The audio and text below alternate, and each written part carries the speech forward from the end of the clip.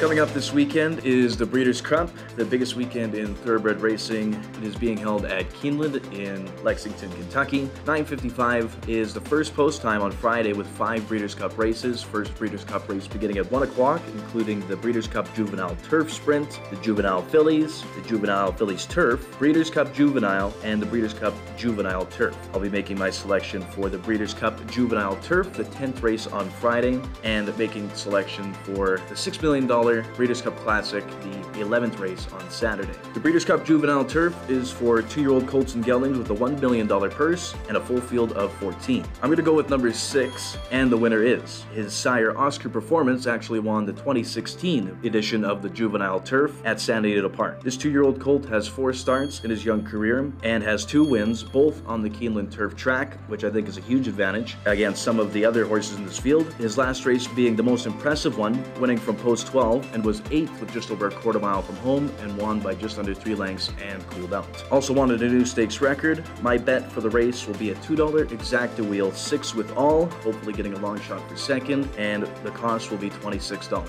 And there is 9 Breeders' Cup races on Saturday, beginning with the Breeders' Cup Filly and Mare Sprint, the Breeders' Cup Turf Sprint, the Breeders' Cup Dirt Mile, the Filly and Mare Turf, the Breeders' Cup Sprint, Breeders' Cup Mile, the Distaff, the Breeders' Cup Turf, and the Breeders' Cup Classic.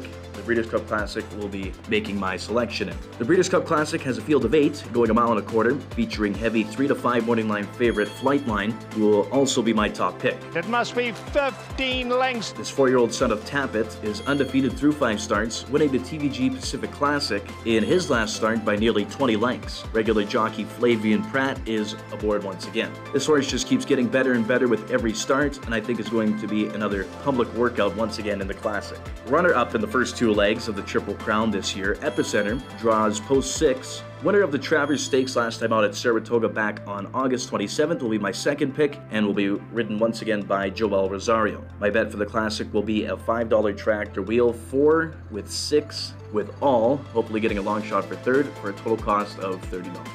Also, don't forget, you can watch and wager on the Breeders' Cup here at Century Mile on Friday, November 4th. First post time of 6:15, 9 race card for Friday night. We do have a pick 5 carryover beginning at race number 5 with a carryover of $13,682. Saturday afternoon racing here at Century Mile, 3:15 special post time for the Breeders' Cup Classic.